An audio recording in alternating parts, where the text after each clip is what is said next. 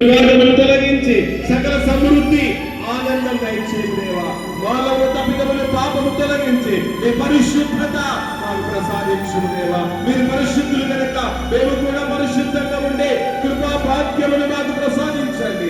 వాళ్ళ ప్రతి పాపం మీ నామము తొలగించి పరిశుద్ధత అయా పవిత్రత మీరు మాకు ప్రసాదించుము దేవా. మా జీవితాల్లోనైనా ఇంతవరకు పాపం చేస్తూ ఉంటే ఆ పాప జీవితాన్ని ఇది మనం వదిలిపెట్టి రద్దుకొని జీవించే కృప భాగ్యాన్ని మాకు ప్రసాదించమని దేవుని సభలో పెడుతున్నాం. దేవానికే స్తోత్రం దేవా. మీరు ఎంతగానో ప్రేమిస్తున్నారు. ఎవరు ప్రేమించలేనంతగా ప్రేమిస్తున్నారు. శిలువ మరణం ఎంతగా మీరు ప్రేమించారు. ఎదున్న ప్రేమను బట్టి త్యాగాన్ని బట్టి ఎదున్న మంచి మనసును బట్టి నీకే స్తోత్రములు దేవా.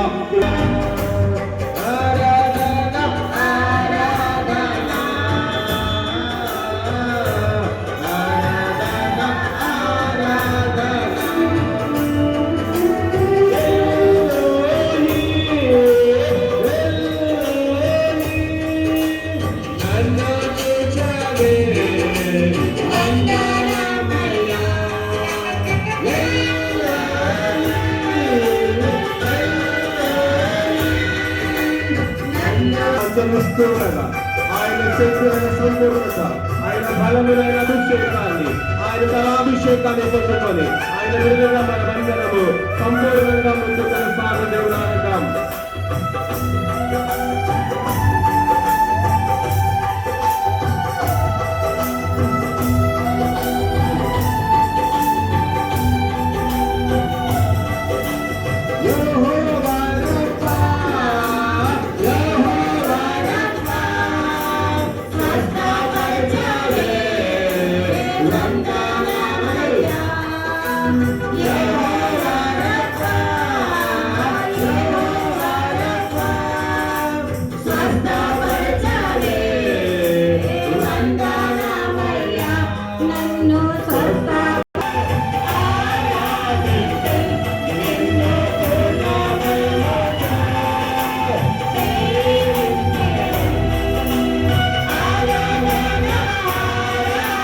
ప్రభు నామమున మీకు అందరికీ మనవి చేస్తూ ఉన్నా.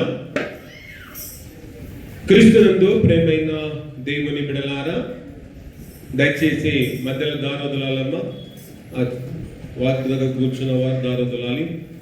క్రీస్తునందు ప్రేమైన దేవుని బిడలారా, ఈ యొక్క సమయములో, ఈ యొక్క వేళలో కొద్ది నిమిషాలు దేవుని వాక్యాన్ని మనము ధ్యానించుకుందాం. అంతకంటే ముందు ఈ యొక్క శ్రేష్టమైన సమయం, శ్రేష్టమైన జీవితం, శ్రేష్టమైన దినాన్ని ప్రసాదించిన మన సృష్టికర్త అయిన దేవాతి దేవునికి మొట్టమొదటిగా హృదయపూర్వకముగా ఎంతగానో కృతజ్ఞతాస్తుతులు చెల్లిస్తూ ఉన్నా. అలాగే ఓపికతో, విశ్వాసముతో, నిరీక్షణతో ప్రభు సన్నిధిలో కూర్చున్న మీకందరికీ, అలాగే చక్కటి సంగీతం అందించిన అలాగే షెడ్రక్ గారికి, వారి కుటుంబానికి, ఇక్కడ చేరిన పెద్దలందరికీ మన రక్షకుడైన మన పునరుత్థానుడైన యేసుక్రీస్తు నామమున మీకందరికీ శుభాభివందనాలు తెలియజేస్తూ ఉన్నా. దేవుని యొక్క మహాకృపను బట్టి మనమందరం కూడా సజీవులుగా ఉన్నాము గనుక అందును బట్టి గట్టిగా చప్పట్లు కొడుతూ దేవుని ఎంతగానో మనము అభినందిద్దాం. క్రీస్తునందు ప్రేమైన దేవుని బిడలారా, నేటి సమయానికి, నేటి ఆరాధన కార్యక్రమానికి ఏర్పాటు చేయబడిన లేఖన భాగములు చదవగా మనమందరము విన్నాం. అలాగే గత ఆదివార దినము నుండి మనం ఏ అంశంపై ధ్యానిస్తున్నామండి? గత ఆదివారం ఏ అంశంపై ధ్యానిస్తున్నాము? నిపుణత సంపాదించుకోవాలి అనే ధ్యానాంశంపై మనము ధ్యానిస్తూ ఉన్నాం. ఏ అంశంపై మనం ధ్యానిస్తున్నామండి? నిపుణత సంపాదించుకోవాలి అనే ధ్యానాంశంపై మనము ధ్యానిస్తూ ఉన్నాం. కనుక గత వారములో కొన్ని శ్రేష్టమైన విషయాలు పరిశుద్ధాత్మ దేవుడు తెలియజేయగా మనమందరము వినవారముగా ఉన్నాం. మరికొన్ని విషయాలను పరిశుద్ధాత్మ దేవుడు ఈ వేళలో తెలియజేయబోతూ ఉండగా మనమందరము శ్రద్ధగా విందాం. కనుక గత వారములో తెలియజేసిన విషయాలను మనము మరొకసారి పునరాలోచన మనము చేసుకుందాం. చూడండి, నిపుణత సంపాదించుకోవాలి. చూడండి, నిపుణత అనగా నైపుణ్యత, జ్ఞానమని పరిశుద్ధాత్మ దేవుడు గత వారము తెలియచేశాడు. కనుక మనము దేనిలో నిపుణత కలిగి ఉండాలి అంటే దేవుడు మనకు అప్పగించిన పనిలో ఏం కలిగి ఉండాలంట? నిపుణత కలిగి ఉండాలి, నైపుణ్యత కలిగి ఉండాలని పరిశుద్ధాత్మ దేవుడు తెలియచేశాడు. తన పనిలో నిపుణత గలవాడు ఎక్కడ నిలబడతాడంట? రాజుల ఎదుట నిలబడతాడు. కనుక మనము రాజుల ఎదుట నిలబడాలి అంటే మన పనిలో మనమందరము నిపుణత కలిగి ఉండాలని పరిశుద్ధాత్మ దేవుడు గత వారములో మనకు తెలియచేశాడు. కనుక దైవ గ్రంథములో చూచినలా చాలా మంది నిపుణత గలవారు ఉన్నారు. కానీ వారిలో ఒకరి గురించి మనం ధ్యానించాం. ఎవరు? దావీదును గురించి ధ్యానించాం. దావీదులో ఉన్న నిపుణతను గురించి గత వారములో కొన్ని శ్రేష్టమైన విషయాలను మనము దేవుని వాక్యం ద్వారా మనము ధ్యానించుకొని ఉన్నాం. దావీదులో ఉన్న మొట్టమొదటి నిపుణత చెప్పండి. సితార వాయించుటలో నిపుణత గలవాడు. దావీదు ఎలాంటి వాడంట? సితార వాయించుటలో నిపుణత గలవాడు అని పరిశుద్ధాత్మ దేవుడు గత వారములో తెలియజేశాడు. తర్వాత రెండో చెప్పండి. దావీదు దేనిలో నిపుణత గలవాడు? గొర్రెలు మేపుటలో నిపుణత గలవాడు. దేనిలో నిపుణత గలవాడుగా ఉన్నాడంట? గొర్రెలు మేపుటలో నిపుణత గలవాడని పరిశుద్ధాత్మ దేవుడు మనకు తెలియజేశాడు. తర్వాత మూడో చూడండి, దావీదు దేనిలో నిపుణత గలవాడుగా ఉన్నాడంట? ఒడిశల విసురుటలో అతడు నిపుణత గలవాడుగా ఉన్నాడు. నాలుగో విషయం చెప్పండి. దేనిలో నిపుణత గలవాడుగా ఉన్నాడు? సుబుద్ధి కలిగి ప్రవర్తించుటలో అతడు నిపుణత గలవాడని దేవుడు మనకు గత వారములో తెలియచేసి ఉన్నాడు. తర్వాత చెప్పండి, దావీదులో ఉన్న ఐదవ నిపుణత ఏంటి? దావీదు బహు వివేకము కలిగి ప్రవర్తించుటలో నిపుణత గలవాడు అని దేవుడు గత వారములో మనకు తెలియచేసిన వాడుగా ఉన్నాడు. కనుక ఈ సమయంలో మరికొన్ని విషయాలను మనము ధ్యానించుకుందాం. మరికొన్ని విషయాల్లో దావీదు చాలా నిపుణత గలవాడుగా ఉన్నాడు. కనుక ఏ విషయాల్లో ఇంకా దావీదు నిపుణత గలవాడుగా ఉన్నాడో ఈ సమయంలో మనము ధ్యానించుకుందాం. చూడండి, దావీదులో ఉన్న ఆరవ నిపుణత, దావీదులో ఉన్న ఆరవ నైపుణ్యత, దావీదులో ఉన్న మంచి సుగుణం ఏమిటి అంటే దావీదు దేవుని ఆశ్రయించుటలో నిపుణత గలవాడుగా ఉన్నాడు. దేవుని నిపుణత గలవాడుగా ఉన్నాడంట? దేవుని ఆశ్రయించుటలో అతడు నిపుణత గలవాడుగా ఉన్నాడు. కనుక దేవుని ఆశ్రయించుట కూడా నిపుణత అవసరమా అని మనం అనుకోవచ్చు, కానీ అవసరమే. అందుకే నీవు నేను కూడా నిపుణతను సంపాదించుకొని దేవుని ఎలా ఆశ్రయించాలో తెలుసుకొని అదే విధముగా చాలా చక్కగా దేవుని మనము కూడా ఆశ్రయించువారముగా ఉండాలి. కానీ చాలా మంది జీవితాల్లో సరైన నిపుణత లేక, సరైన నైపుణ్యత లేక, సరైన జ్ఞానము లేక, సరైన తెలివితేట లేక దేవుని ఆశ్రయించలేని వారు సమాజములో చాలా మంది ఉన్నారు. కానీ మనం అలాంటి వారము కాకుండా దావీదు ఎలాగైతే నిపుణత కలిగి చాలా చక్కగా, చాలా శ్రద్ధగా, చాలా భక్తిపూర్వకంగా దేవుని ఎలా ఆశ్రయించాడో అదే విధముగా మనము కూడా దేవుని ఆశ్రయించాలి. దేవుని ఆశ్రయించుటలో ఎన్నో దీవెనలు దాగి ఉన్నాయి. దేవుని ఆశ్రయించుటలో మనకు ఆశీర్వాదము కలదు. దేవుని ఆశ్రయించుటలో మేలు కలదు. దేవుని ఆశ్రయించుటలో ధన్యత కలదు. దేవుని ఆశ్రయించుటలో ఎంతో ఎంతో దీవెనలు కలవని ఎరిగి దేవుని మనము ఆశ్రయించు వారముగా ఉందాం. ఇంతవరకు నువ్వు మనుషులను ఆశ్రయిస్తూ ఉన్నావేమో, ఇంతవరకు మనుషులను అనుసరిస్తూ ఉన్నావేమో, ఇంతవరకు మనుషులను అవలంబిస్తూ నీ జీవితాన్ని కొనసాగిస్తూ ఉంటే అలాంటి జీవితానికి ఫుల్ స్టాప్ చెప్పి ఈ దినము నుండి మనము కూడా దావీదు వలె మంచి నైపుణ్యతను సంపాదించుకొని దేవుణ్ణి చాలా చక్కగా మనము ఆశ్రయించు వారముగా ఉండాలి. ఆయన ఆశ్రయించు వారందరూ చెప్పండి బ్రతుకుదురు.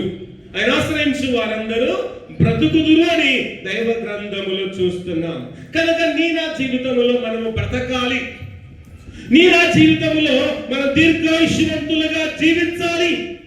నీవు నేను ఈ లోకములో సంపూర్ణంగా జీవించాలి అంటే నీవు నేను ఖచ్చితముగా దేవుని మనము ఆశ్రయించడము నేర్చుకోవాలి.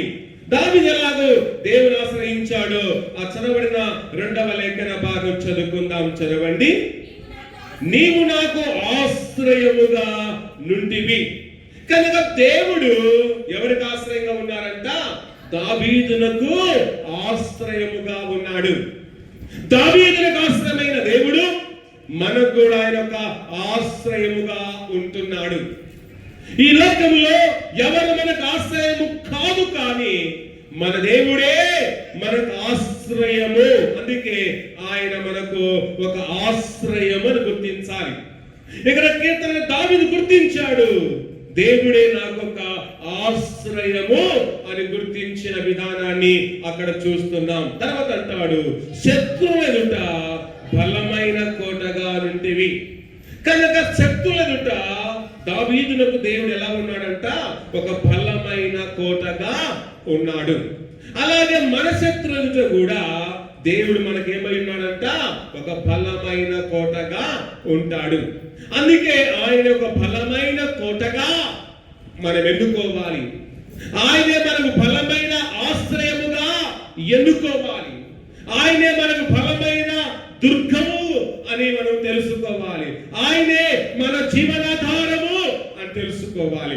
ఆయనే మన జీవితానికి దిక్కు అని తెలుసుకొని ఆయన ఆశ్రయములోనే మనము బ్రతుకుతూ ఆయన మాత్రమే ఆశ్రయించి దేవుడిచ్చే కృపా మేలులు మనమందరము మెండుగా దండిగా మనము పొందిన వారముగా ఉండాలి.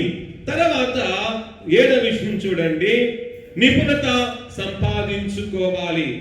దావీదులో ఉన్న 7వ నిపుణత ఏమిటి అంటే దేవునికి భయపడుటలో నిపుణత గలవాడుగా ఉన్నాడు. దేవుని నిపుణత గలవాడుగా ఉన్నాడంట. దేవునికి భయపడుటలో నిపుణత కలిగిన వాడుగా ఉన్నాడు. దేవునికి భయపడుట కూడా నిపుణత అవసరమా?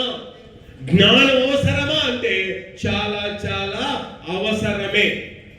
కనుక నీవు నేను ఇంతవరకు నిపుణత, నైపుణ్యత, జ్ఞానము సంపాదించుకోక, ఇంతవరకు దేవునికి భయపడలేక, ఇంతవరకు దేవునికి భయపడి జీవించలేక బ్రతుకుతూ ఉంటే ఇది నా నిపుణత సంపాదించుకొని దేవునికి భయపడుట నేర్చుకోవాలి. కనుక దేవునికి నువ్వు భయపడితే నీ జీవితంలో ఎదురు అనేది ఉండదు. నువ్వు దేవునికి భయపడితే నీ జీవితానికి చూడండి ఎంతో మేలు జరుగుతూ ఉంది. కనుక నీవు నేను దేవునికి భయపడు వారముగా ఉండాలి. నువ్వు మనుషులకు భయపడక, రాజులకు భయపడక, నాయకులకు భయపడక, అపవాదికి నువ్వు భయపడక, లోకములో ఉన్న సమస్తమైన వాటికి భయపడక, నీవు నేను దేవునికి మాత్రమే మనము భయపడాలి. ఆయనకు భయపడు వారి మీద ఆయన కనికరము తరతరములు ఉంటుంది. అందుకే ఆయన కనికరము తరతరముల మీద ఉండాలి. ఆయన కనికరము యుగ యుగాలు నీ మీద ఉండాలి. ఆయన కనికరము శాశ్వత కాలం నీ మీద ఉండాలి అంటే నీవు నేను భయపడడము నేర్చుకోవాలి. భయము లేక నువ్వు బరితెగించిన వాడుగా జీవిస్తున్నావేమో, భయము లేక విచ్చలవిడిగా లోకములో జీవిస్తూ ఉంటే ఇక నుంచి అయినా దేవుని భయము కలిగి దేవునికి మాత్రమే భయపడుతూ జీవిస్తూ ఉంటే నీ జీవితము దినదినము వర్ధిల్లునని నీవు నేను గుర్తించు వారముగా ఉండాలి. కనుక దావీదు ఏ సమయంలో దేవునికి భయపడ్డాడు? దావీదు దేవునికి ఏ సందర్భంలో దేవునికి భయపడిన వాడుగా ఉన్నాడు అంటే దైవ గ్రంథములో చూద్దాం. చూడండి, మొదటి వృత్తాంతాల గ్రంథము 13వ అధ్యాయము 12వ వచనంలో మనం గమనిస్తే ఇక్కడ దావీదు భయపడిన సందర్భం ఏంటంటే దేవుని యొక్క మందసము దావీదు పురానికి తీసుకుని వెళుతున్న సందర్భములో ఆ యొక్క వేళలో జరిగిన సంఘటన ఏమిటి అంటే నాతోరు కళ్ళము దగ్గర ఎద్దులకు కాలు జారినందున ఆ యొక్క దేవుని యొక్క మందసం పడిపోతూ ఉన్న వేళలో పడిపోతూ ఉన్న ఆ సందర్భములో చూడండి, ఉజ్జా అనే ఒక వ్యక్తి ఆ మందసాన్ని పట్టుకున్నాడు. ఆ మందసాన్ని పట్టుకునగానే దేవుడు వెంటనే అతను చేసిన తప్పిదమును బట్టి దేవుడు అతన్ని మొత్తగా అతడు అక్కడనే చచ్చిన వాడుగా ఉన్నాడు. ఎప్పుడైతే ఉజ్జాను దేవుడు మచ్చాడో అతడు అక్కడ మరణము నొందిన వాడుగా ఉన్నాడు. ఈ సంఘటన దావీదు చూచి చూడండి, దావీదు సంఘటన చూచి ఆ మందసాన్ని దావీదు పురమునకు తీసుకువెళ్ళడానికి భయపడిన విధానాన్ని చూస్తున్నాం. ఎవరికి భయపడిన వాడుగా ఉన్నాడు అంటే దేవునికి భయపడిన వాడుగా ఉన్నాడు. అసలు ఒక వాక్య భాగం చదవండి, ఒకటి చదవండి. అదే దావీదు దేవుని విషయమై భయమునంది దేవుని మందసమును నా యొద్దకు నేను ఎలాగూ తీసుకుని పోదనుకొని మందసమును తన యొద్దకు దావీదు పురంలో తీసుకొని పోక దానిని గిత్తీడైన ఓబేదెదోము ఇంటిలోనికి కొనిపోయెను. ప్రియమైన దేవుని బిడ్డలారా, ఇక్కడ దావీదు దేవునికి భయపడి అని చూస్తున్నాం. ఎవరికి భయపడ్డాడంట? దేవునికి భయపడి ఆ మందసం దావీదు పురానికి తీసుకుని వెళ్లకుండా గిత్యుడైన ఓబేదెదోము ఇంటిలో ఆ మందసాన్ని ఉంచిన విధానాన్ని ఇక్కడ మనం చూస్తూ ఉన్నాం. కనుక దావీదు ఎలాగైతే దేవునికి భయపడిన వాడుగా ఉన్నాడో అలాగే మనము కూడా దేవునికి భయపడాలి. నువ్వు దేవునికి భయపడకపోతే నీ జీవితంలో మరణమును కొని తెచ్చుకుంటావు. నువ్వు దేవునికి భయపడకపోతే నీ జీవితంలో దరిద్రను కొని తెచ్చుకుంటావు. నువ్వు దేవునికి భయపడకపోతే శ్రమల పాలు తప్పదు. నువ్వు దేవునికి భయపడకపోతే నిన్ను శత్రువులు వెంటాడు వారుగా ఉంటారు. నువ్వు దేవునికి భయపడకపోతే నీ జీవితము శుద్ధ దండగా నమ్మి నీవు నేను దావీదు వలె దేవునికి మనము భయపడి జాగ్రత్తగా జీవించాలి. కనుక దేవుని యొక్క చూడండి విషయములో మనలో భయం అనేది ఉండాలి. దేవుని ఆలయ విషయంలో భయం ఉండాలి. దేవుని వాక్య విషయంలో భయం ఉండాలి. కనుక దేవుని యొక్క సన్నిధి విషయంలో భయం అనేది ఉండాలి. కానీ భయము లేని వాడు ఎప్పుడు కూడా బాగుపడడు. కనుక నీ జీవితంలో నువ్వు బాగుపడాలన్నా, నువ్వు క్షేమకరంగా ఉండాలన్నా, నువ్వు దండకరంగా ఉండాలన్నా, నువ్వు మేలుకరంగా ఉండాలన్నా నువ్వు నేను దావీదు వలె దేవునికి భయపడము నేర్చుకొని ఆయనకి మనము లోబడి జీవించు వారముగా ఉండాలి. తర్వాత చూడండి 8వ విషయం చూడండి, నిపుణత సంపాదించుకోవాలి. దావీదులో ఉన్న 8వ నిపుణత ఏమిటి అంటే దేవుని చిత్తాన్ని గ్రహించుటలో నిపుణత గలవాడుగా ఉన్నాడు. దేవుని నిపుణత గలవాడుగా ఉన్నాడంట అండి. దేవుని చిత్తము గ్రహించుటలో నిపుణత గలవాడు. కనుక మనము కూడా దేవుని చిత్తాన్ని గ్రహించుటలో నిపుణత మనకు అవసరము గనుక ఆ నిపుణత సంపాదించుకొని ఏం చేయాలి తెలుసా? దేవుని చిత్తాన్ని మనము గ్రహించాలి. కనుక దేవుని చిత్తం గ్రహించడం అనేది మనకు చాలా అవసరత. కానీ చాలా మంది చూస్తూ ఉంటాం, దేవుని చిత్తాన్ని గ్రహించలేని వారు సమాజంలో కోకొల్లలుగా ఉన్నారు.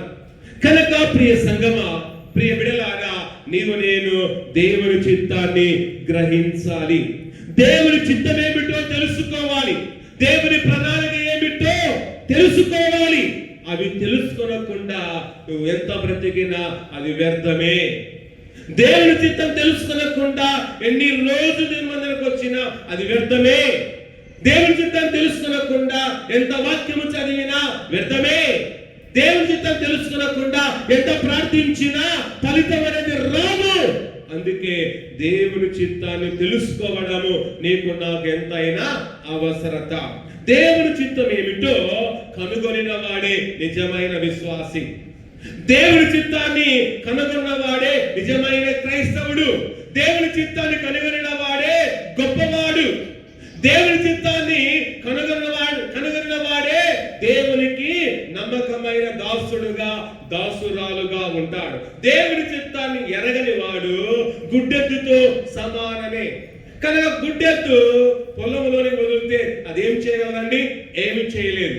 అలాగే దేవుని చిత్తాన్ని తెలుసుకోకుంటే మనమందరం కూడా గుడ్డెద్దుతో సమానమే. నమ్మి నీవు నేను అలా కాకుండా ఈ దినాన దేవుని చిత్తాన్ని మనము గ్రహించడము నేర్చుకోవాలి. కనుక నువ్వు దేవుని చిత్తం నెరవేరుస్తున్నావా, లేక నీ స్వచిత్త ప్రకారంగా జీవిస్తూ నీ కోరికను తీర్చుకుంటున్నావా? చాలా మంది తమ స్వచిత్తంగా జీవిస్తూ తమ కోరికను తీర్చుకుంటూ తమ కోరికలను నెరవేర్చుకుంటూ నేను పరిశుద్ధుడను, నేను గొప్పవాడని గొప్పలు చెప్పుకొని బ్రతకడము తప్ప మరొకటి చాలా మంది జీవితాల్లో లేదు. అలాంటి విధానములో ఉండకుండా దావీదు వలె నీవు నేను దేవుని చిత్తాన్ని తెలుసుకున్నప్పుడే మనమందరం కూడా దేవుని ఎదుట ఉన్నతమైన వారముగా ఉంటాం. కనుక దావీదు దేవుని చిత్తాన్ని ఎలా తెలుసుకున్నాడో వాక్య భాగములు చూడండి. 2వ సమూయేలు గ్రంథము 5వ అధ్యాయము 12వ వచనాన్ని మనం చూద్దాం. దేవుడు అతను ఏం చేశాడంటే ఇశ్రాయేలు మీద రాజుగా నిలబెట్టాడు. కనుక ఇశ్రాయేలు మీద రాజు నిలబెట్టినప్పుడు దావీదు దేవుని యొక్క చిత్తాన్ని తెలుసుకున్నాడు. ఏమని తెలుసుకున్నాడంటే దేవుడు నన్ను ఇశ్రాయేలు ప్రజల మీద రాజుగా నిలబెట్టబోతున్నాడు. ఏం తెలుసుకున్నాడంట అండి? ఇశ్రాయేలు ప్రజల మీద దేవుడు రాజుగా నిలబెట్టబోతున్నాడని దేవుని చిత్తాన్ని గ్రహించాడు. అది మాత్రమే కాదు, ఆ రాజ్యాన్ని దేవుడు విస్తరింపజేయబోతున్నాడు. ఆ రాజ్యాన్ని దేవుడు అది ఎంతగానో ఆ రాజ్యాన్ని అభివృద్ధి పరచబోతున్నాడనే సత్యాన్ని, దేవుని యొక్క చిత్తాన్ని దావీదు తెలుసుకున్నట్లు అక్కడ మనం చూస్తూ ఉన్నాం. చదవండి ఒక వాక్య భాగం.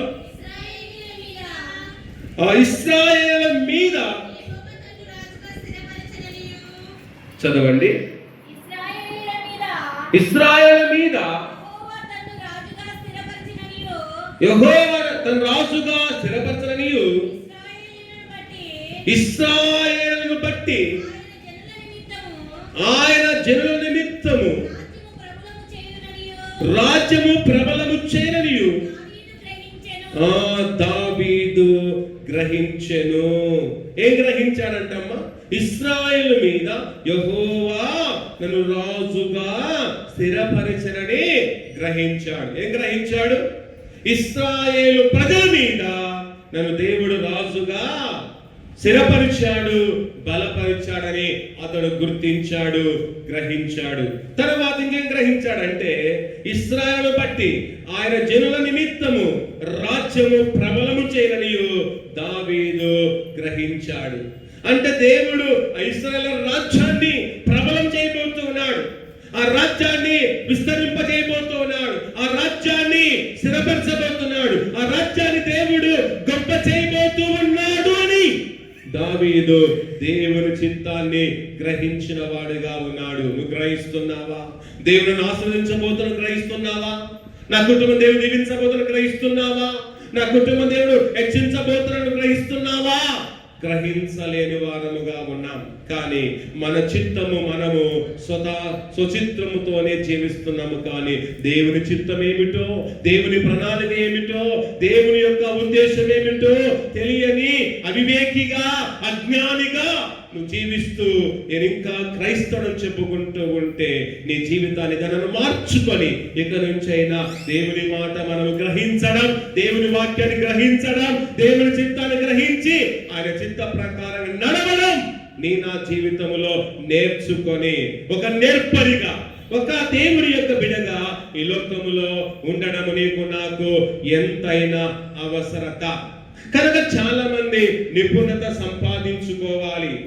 నిపుణత సంపాదించిన తర్వాత దేవుడిచ్చిన నైపుణ్యతను వ్యర్థమైన వాటికి వాడుకొనకూడదు. చాలా మంది ఒకవేళ దేవుడిచ్చిన జ్ఞానాన్ని బట్టి, నైపుణ్యతను బట్టి ఏం చేస్తుంటారంటే ఇచ్చిన నైపుణ్యత, ఇచ్చిన నిపుణత ఏం చేస్తున్నారు? అడ్డమైన వాటికి వాడుకున్న వారుగా ఉన్నారు. అడ్డమైన వాటికి వాడుకొని అడ్డంగా జీవించే వారు సమాజంలో ఉన్నారు. అడ్డంగా బ్రతికే వారు చాలా మంది ఉన్నారు. అడ్డంగా బ్రతికే వారిని దేవుడు ఎప్పుడు కూడా మెచ్చుకోడు.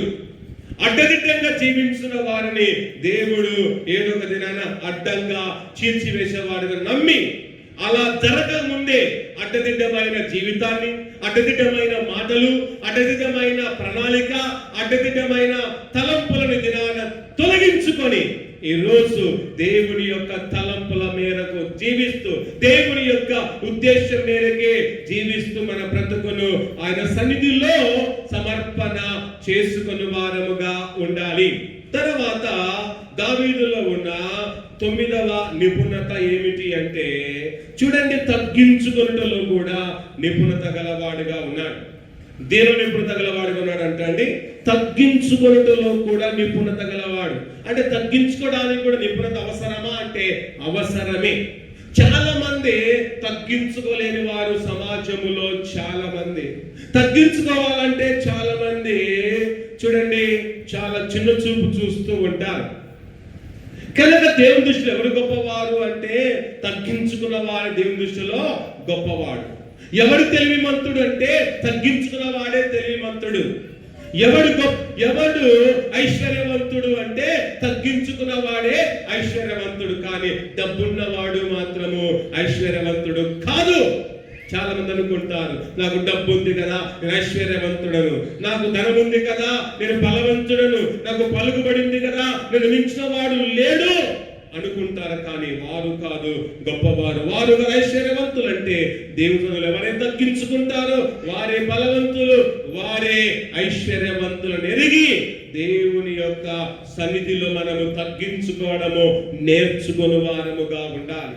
కనుక దావీదు ఎలాగైతే ఆయన తను తాను తగ్గించుకున్నాడో మనము కూడా దావీదు వలె తగ్గించుకోవడము నేర్చుకుని వారుగా ఉండాలి. చూడండి, వాక్య భాగం చూస్తే కీర్తన గ్రంథము 131వ కీర్తన 1వ వచనాన్ని ఒకసారి చదువుకుందాం. దావీదు ఎలా తగ్గించుకున్నాడో అక్కడ మనం చూస్తూ ఉన్నాం. యెహోవా నా హృదయము అహంకారము కలది కాదు. చూడండి ఏమని మాట్లాడుతున్నాడండి? యెహోవా నా హృదయము అహంకారము కలది కాదు అంటే అతనిలో ఏముందమ్మా? అహంకారం ఉందా? తగ్గింపు ఉందా? తగ్గింపు ఉంది. అతని హృదయంలో ఏముంది? తగ్గింపు ఉంది. అతడు ఒక రాజై ఉన్నప్పటికీ, అతనికి ఒక సింహాసనం ఉన్నప్పటికీ, ఆయనకు ఒక రాజ్యాధికారం ఉన్నప్పటికీ, అతని కింద ఎంతో మంది సైనికులు ఉన్నప్పటికీ, రాజ్యమే అతని చేతుల కింద ఉన్నప్పటికీ కూడా తను తాను చూడండి గర్వించకుండా, తను తాను అహంకారంగా ఉండకుండా తన హృదయములో తగ్గింపును ఉంచుకున్నాడు. కనుక మన జీవితంలో అలాంటి తగ్గింపు ఉందా? తినడానికి తిండి లేకపోయినా మనలో అహంకారము తగ్గదు. తినడానికి తిండి లేకపోయినా గర్వం అనేది మన హృదయంలో తాండవిస్తూ ఉంది.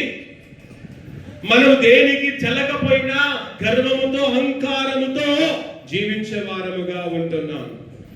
మన జీవితంలో ఏమి లేకపోయినా అన్ని ఉన్నట్టుగా నేను గొప్ప అని అహంకారముతో జీవించేవారు చాలా మంది ఉన్నారు.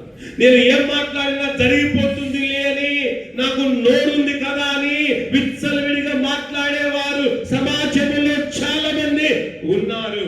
ఒకవేళ నువ్వు మాట్లాడిన ప్రతి మాటకు ఏదో ఒక దినాన తీర్పు రాక తప్పదు. నువ్వు మాట్లాడే ప్రతి మాటకు దేవుని ఉగ్రత రాక తప్పదు. నువ్వు మాట్లాడే ప్రతి మాటకు దేవుని శాపము రాక తప్పదు. కనుక అందుకే నువ్వు మాట్లాడే ప్రతి మాట జాగ్రత్తగా మాట్లాడాలి. నువ్వు మాట్లాడే ప్రతి మాట చాలా మృదువుగా ఉండాలి. నువ్వు మాట్లాడే ప్రతి మాట ప్రేమపూర్వకమైనదిగా ఉండాలి. నువ్వు మాట్లాడే ప్రతి మాట ఐక్యతతో కూడినదిగా ఉండాలి, కానీ విభజించేదిగా ఉండకూడదు. కనుక ప్రేనేస్తమా, దావీదులో ఉన్న ఈ యొక్క గుణాలు, దావీదులో నిపుణతలు ఈ సమయంలో దేవుడు మనకు కళ్ళ కట్టినట్టు చూపిస్తూ ఉండగా ఈ దినాన మనము తగ్గింపు కలిగి జీవించు వారముగా ఉండాలి. ఇంతవరకు హృదయంలో అహంకారం అనేది దాగి ఉందా? ఈ అహంకారాన్ని ఈ దినాన నీ యొక్క హృదయంలో నుండి పీకి వేసుకో. హృదయంలో గర్వం అనేది ఒకవేళ హృదయంలో నాటుకున్నావేమో, ఆ గర్వాన్ని నాటుకున్న నీవు ఒకవేళ దాన్ని పెరిగి వేయకపోతే ఆ గర్వం అనే చెట్టు నిన్ను కూడా ఏదో ఒక రోజు అంతం చేస్తూ ఉందని నమ్మి ఇక నుంచైనా మనలో ఉన్న గర్వాన్ని తగ్గించుకొని హృదయంలో తగ్గింపు, మన మనసులో తగ్గింపు, మన వ్యక్తిగత జీవితం తగ్గింపు కలిగి దేవునిలో మనమందరం ఉంటే తగ్గింపు గలవారు దేవుడు ఏం చేస్తాడు తెలుసా? హెచ్చించువాడుగా ఉన్నాడు. అందుకే తాను తగ్గించుకుని వాడు హెచ్చింపబడును, తాను హెచ్చించుకుని వాడు తగ్గించబడదు. కనుక అందుకే ఎప్పుడైతే మన దేవుళ్ళు తగ్గించుకుంటామో హెచ్చింపబడతాం. దావీదు తను తగ్గించుకున్నాడు కనుక దేవుడు హెచ్చించి ఇశ్రాయేలు ప్రజల మీద రాజుగా నిలబెట్టాడు. ఒకవేళ దావీదు తాను హెచ్చించుకొని నేను గొప్ప, నేను వీరుడను, నేను సూర్యుడను, నేను సింహాన్ని చంపాను, వెలుగుబడిని చంపాను అని నేను గొప్పవాడని అహంకారముతో ఉంటే ఇశ్రాయేలు ప్రజల మీద అతడు రాజుగా ఉండేవాడు కాదు. అతడు బలవంతుడైనప్పటికీ కూడా, సింహాన్ని చంపిన గొప్పవాడైనప్పటికీ కూడా చూడండి, అతను ఏమీ లేదంట, గర్వము లేదు, అహంకారం అనేది లేదు, అతనిలో సంపూర్ణమైన తగ్గింపు ఉంది. అలాంటి తగ్గింపు ఉన్నప్పుడే నువ్వు నిజమైన దేవుని బిడ్డవే. అలాంటి తగ్గింపు కలిగి ఉంటేనే నీ జీవితంలో ఉన్నతమైన కార్యం చూస్తావు. నీలో అలాంటి తగ్గింపు ఉన్నప్పుడే ఉన్నతమైన శిఖరాలకు వెళ్ళగలుగుతావు. అలాంటి తగ్గింపు ఉన్నప్పుడే ఉన్నతమైన స్థితిలోకి వెళ్తావు. తగ్గింపు లేకపోతే నువ్వు పడిపోక తప్పదు. నువ్వు ఎంత ఎత్తుకు ఎదిగినా పడిపోక తప్పదు. ఒకవేళ తగ్గింపు లేకపోతే నువ్వు ఆకాశానికి వెళ్ళినా ఆయన కింద దోషవాడుగా ఉన్నాడు. కనుక నీలో తగ్గింపు లేకపోతే నువ్వు ఎంతగా దిగుబడినా ఏదో ఒక రోజు నువ్వు కూలబడతావు నమ్మి మనము ఎంతగా హెచ్చింపబడినా అంతగా మనం తగ్గించుకొని ఉంటేనే కొంతకాలం లోకంలో ఉంటాం. కానీ లేదు, కాదుకూడదు, నేనే అనుకొని గర్విస్తే నీ జీవితము పతనము కాక తప్పదనే విషయాన్ని నేను నా జీవితంలో సంపూర్ణంగా మనము తెలుసుకునే వారముగా ఉండాలి. తర్వాత చూడండి, దావీదులో ఉన్న 10వ నిపుణత ఏమిటంటే, దావీదు దేవుని వెదుగుటలో నిపుణత గలవాడుగా ఉన్నాడు. దేవుని వెదుగుడానికి నిపుణత కావాలనా అంటే అవసరమే. దేవుని వెతకడము అది సామాన్యమైన పని కాదు. దేవుని వెతకడము అన్ని పనుల కంటే అది గొప్ప పని. ఈ లోకంలో ఉన్న పనులన్నిటికంటే దేవుని వెతుకుట అనే పని చాలా గొప్ప పని. అందుకే నేను దేవుని వెతకడము ప్రారంభిద్దాం. ఇంతవరకు ఎదిగావా? నువ్వు ధన్యుడవే. ఎదగలేకపోయావా? ఇక నుంచి అయినా వెతకడము మనమందరము ప్రారంభిద్దాం. ప్రియ బిడ్డ, నీ నా జీవితంలో దేవుని వెతకలేక నువ్వు దిగజారిన స్థితిలో ఉన్నావా? దేవుని వెదకలేక నీ బ్రతుకు అంతంత మాత్రంగా మిగిలిపోతుందా? దేవుని వెదకలేక నీ కుటుంబంలో అనేకమైన ఇబ్బందులు ఎదుర్కొంటున్నావా? దేవుని ఎదగలేక ఇంకా పాపస్థితిలో ఉంటున్నావా? దేవుని వెదకలేక ఇంకా లోక సంబంధమైన వారిని అవలంబిస్తూ ఉంటే ఇక నుంచి వారిని వదిలిపెట్టి ఇక నుంచి అయినా దేవుని వెదకడము మనము ప్రారంభించాలి. ఎంతవరకు? ఆయన మనకు దొరికేంత వరకు, ఆయన ఆశీర్వదించేంత వరకు, ఆయన మనకు చెంతకు వచ్చే వరకు ఆయన మనం ఎంతగానో ఎదకడము నేర్చుకుని వారముగా ఉండాలి. అందుకే దావీదు ఎలాగూ దేవుని వెతికాడో, ఏ సమయంలో దేవుని వెతికాడో దైవ గ్రంథములు చూద్దామండి. కీర్తనల గ్రంథము చూడండి, 63వ కీర్తన మొదటి వచనాన్ని చదువుకుందాం. దేవా నా దేవుడవు నీవే. చూడండి ఎంత చక్కగా మాట్లాడుతున్నాడంటే దావీదు. ఏమని మాట్లాడుతున్నాడండి? దేవా నా దేవుడవు నీవే. ఏ రోజైనా మనసు పూర్తిగా నువ్వు దేవుని అడిగావా? నీవే నా దేవుడవని ఏ రోజైనా అన్నావా? అనలేదు. దేవా అది కావాలి నాయన, ఆస్తి కావాలి, ఈ పొలం బాగుండాలి, లేకపోతే నేను చాలా చక్కగా ఇల్లు కట్టుకోవాలి, లేకపోతే ఒక బైక్ కొనుక్కోవాలి, దేవా ఒక కారు కొనుక్కోవాలి, ఈ విధంగా దేవుడు అడుగుతాం. కానీ ఏ రోజైనా దేవా నీవే నా దేవుడవు అని ఏ రోజైనా మనసు పూర్తిగా చెప్పావా అంటే చెప్పలేని పరిస్థితి, అనలేని పరిస్థితి మనది. ఎందుకంటే దేవుని పొగడం మనకు రాదు. మనుషులైతే ఎన్నో పొగుడుతుంటాం, దేవుని పొగడు మాత్రం మనకు రాదు. మనుషులను అబ్బా నువ్వు గొప్పోడవు అన్నా, నువ్వు చాలా గొప్పోడవు, చాలా ఉన్నతమైన వాడవన్నా అని ఈ విధంగా మనుషులు పొగిడేవారు సమాజంలో చాలా మంది ఉన్నారు. కానీ ఏ రోజైనా దేవుని పొగిడావా? దేవా నా దేవుడవు నీవే, నువ్వు అత్యున్నతమైన వాడవు, అయా నువ్వు సుందరుడవు, నువ్వు నా ప్రాణపీడవు, నువ్వు గొప్పవాడవు, నీవే ఆది సంభూతుడవు అని ఏ రోజైనా దేవుని పొగుడుతూ నువ్వు దేవుని స్తుతించావా, ప్రార్థించావా అంటే లేదే. దేవుని స్తుతించే అనుభవం లేదు, ఆయనను మహిమపరిచే అనుభవం లేని బ్రతుకు మనము బ్రతుకుతూ ఉన్నాం. అందుకే అలా కాకుండా నీవు నేను దావీదు వలనాలి, నీవే నా దేవుడవు అని చెప్పాలి. అంటున్నా, నీవే నా దేవుడవు, వేకువని నిన్ను వెతుకుదును. ఎప్పుడు వెతుకుతున్నానంట అండి? వేకువనినే దేవుని వెతుకుతూ ఉన్నాడు. మనం కూడా వెతకాలి. ఎప్పుడు? దేవుని వెతకాలి. కానీ వేకువజామున దేవుని వెతుకుతున్నామా? లేకపోతే మధ్యాహ్న కాలంలో దేవుని వెతుకుతున్నామా? సాయంకాలం దేవుని వెతుకుతున్నామా? రాత్రి వేళలోనే దేవుని వెతుకుతున్నామా అంటే వెతకడము లేనే లేదు. డబ్బులు వెతుకుతున్నాం, అందమైన అమ్మాయిని వెతుకుతున్నాం, అందమైన అబ్బాయి కొరకు వెతుకుతున్నాం, అందమైన వాటి కొరకైతే వెతుకుతాము. కానీ దేవుని కొరకు మనము ఆయన మాత్రము వెతకలేని పరిస్థితుల్లో మనం ఉన్నాము. కనుక ప్రియ సంగమా, ప్రియ దేవుని బిడ్డలారా, నీ నా జీవితంలో ఇక నుంచి అయినా దావీదు వలె దేవుని మనం వెతుకుదాం.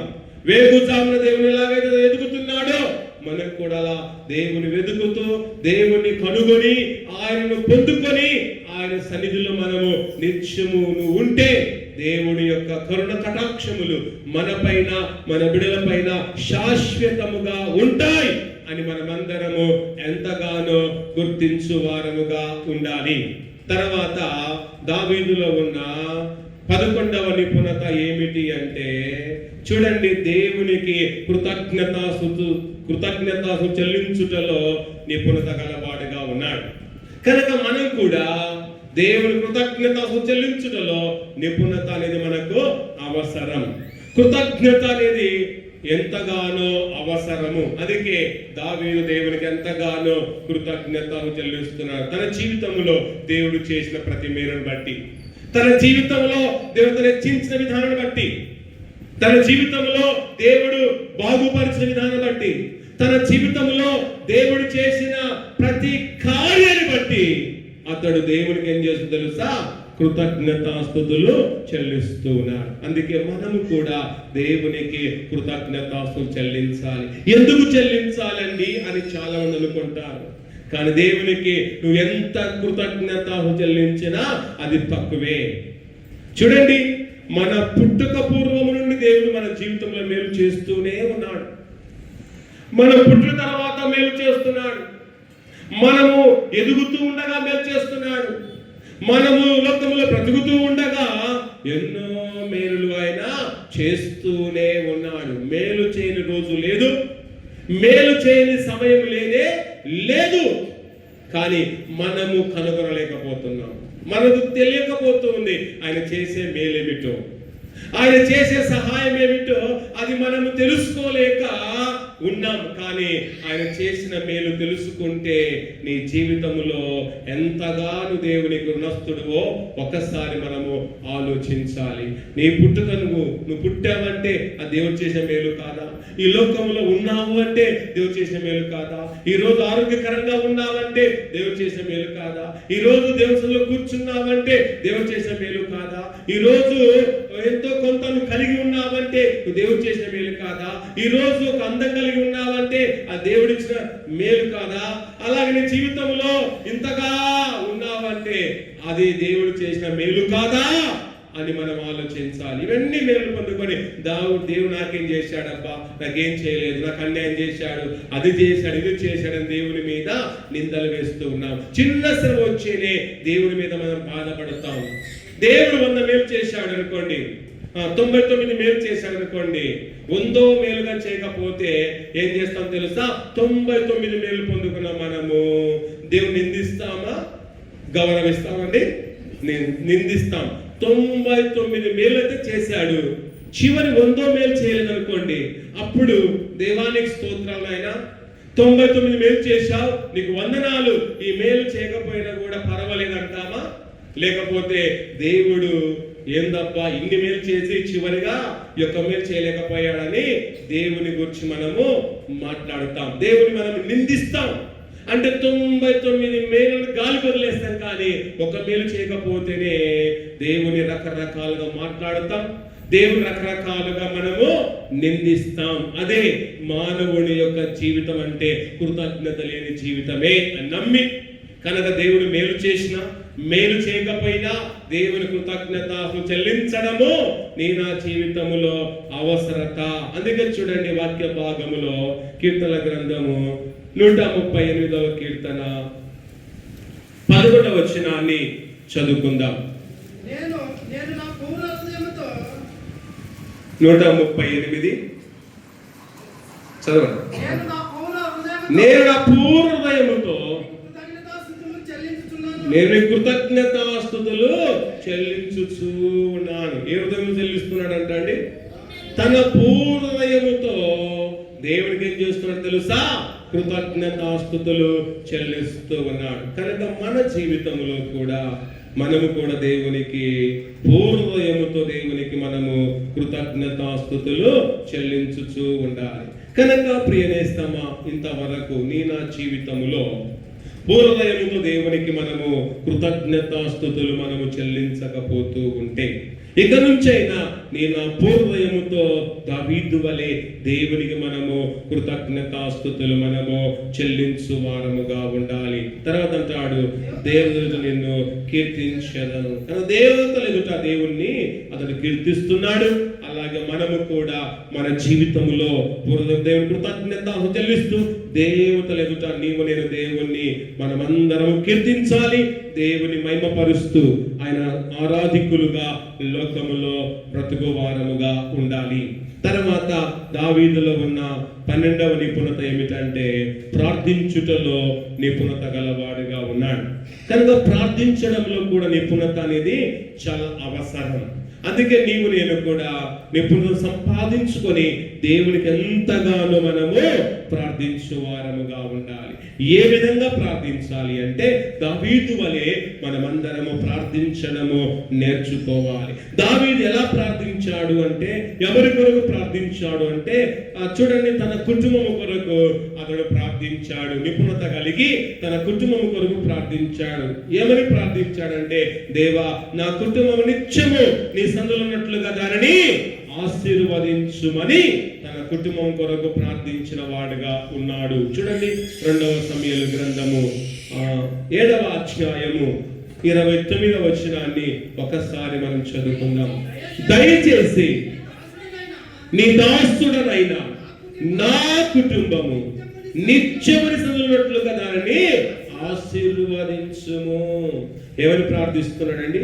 అయ్యా దయచేసి దాని నా కుటుంబము నిత్యము నీ సన్నిధిలో దానిని ఆశీర్వదించుము అని చక్కటి నైపుణ్యతతో, చక్కటి జ్ఞానముతో తన కుటుంబం కొరకు ప్రభు సన్నిధిలో ప్రార్థిస్తున్నాడు. ఏ రోజైనా నీ కుటుంబం కొరకు ప్రార్థించావా?